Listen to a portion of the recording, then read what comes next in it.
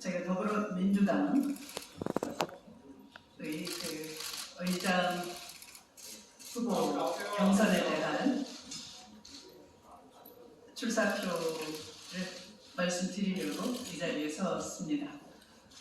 시작하도록 하겠습니다. 존경하는 국민 여러분, 안녕하십니까? 주미입니다. 지금의 대한민국은 민생, 평화, 민주주의 3대 위기를 한꺼번에 겪고 있습니다. 국민들께서는 절박한 마음으로 우리에게 압도적 힘을 실어 주셨습니다. 무너진 민주주의를 바로 세우고 파탄난 민생 경제와 위기에 빠진 한반도 평화를 해결하라는 존엄한 국민의 명령입니다. 이제 국회에서 힘을 가진 우리가 답해야 합니다. 민의를 따르는 개혁 국회를 만들어 민생을 되살리고 평화를 수호하며 민주주의를 회복해야 합니다. 첫째, 무너진 민생 경제를 회복하기 위한 신속한 민생 입법 추진입니다. 국민의 미래 먹거리와 민생 관련 입법은 정쟁의 대상이 될 수가 없습니다. 여야가 따로 있을 수가 없습니다. 이재명 대표가 제안한 신용 사면 등 서본적 법률 입법도 지원하겠습니다. 민생 경제 법안을 신속 처리하여 적기에 시행될 수 있도록 의장 직속의 민생 경제 법안 상시 TF를 가동하겠습니다. 둘째, 윤석열 정부가 무너뜨린 외교와 평화를 국회가 정상화해야 합니다. 저는 미국의 싱크탱크인 헤리티지 재단과 국제전략연구소 CSIS에서 국회 해법을 제시하는 등 평화를 위한 외교 노력을 쉬지 않고 전개했던 경험이 있습니다.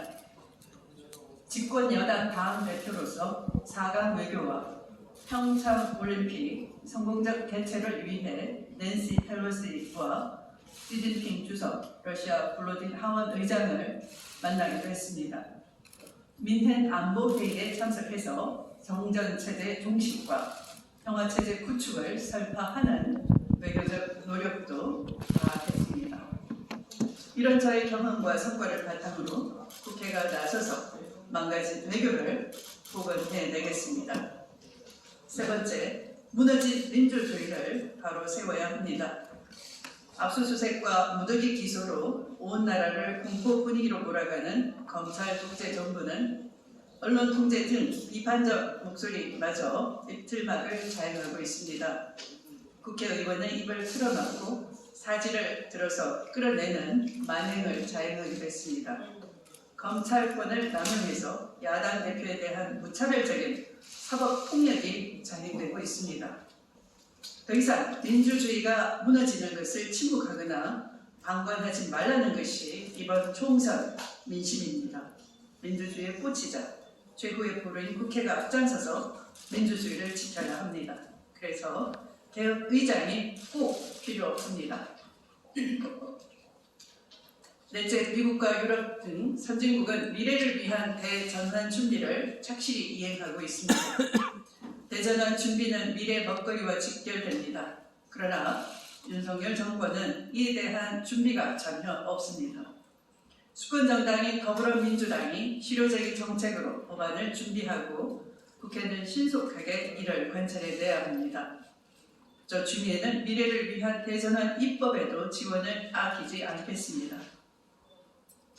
신뢰의 정치와 책임 정치로 정치를 복원해내겠습니다. 저 주미에는 어려운 시기마다 정치적 결단을 통해 책임 정치를 실천했습니다.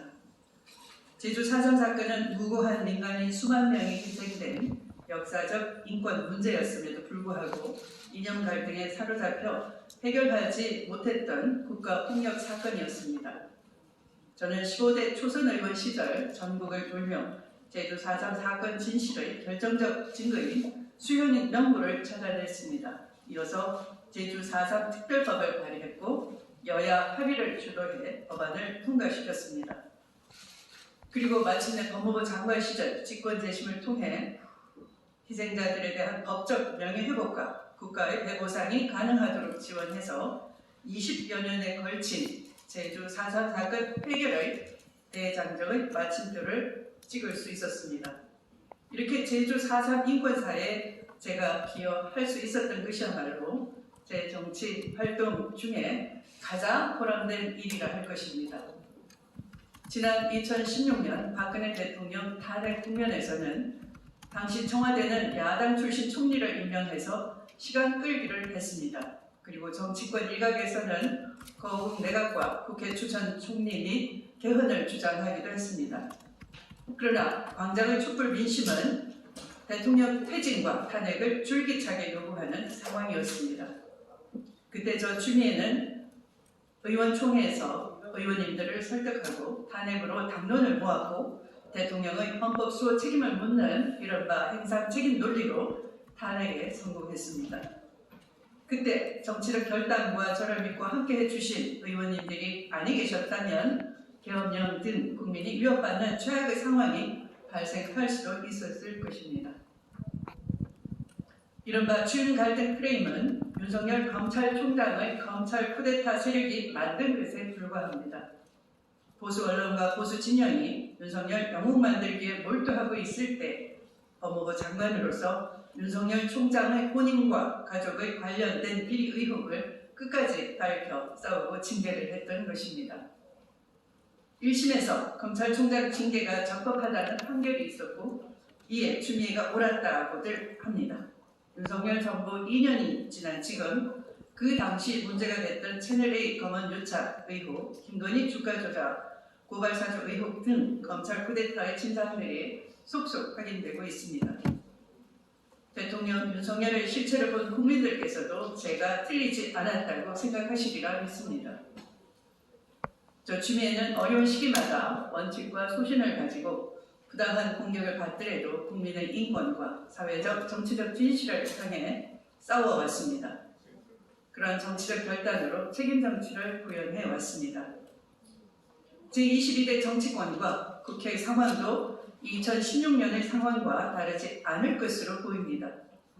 국민을 위해 정치를 복원하고 민생을 위해 정치의 중심을 잡을 수 있는 민심 중심의 국회를 만들어 내겠습니다.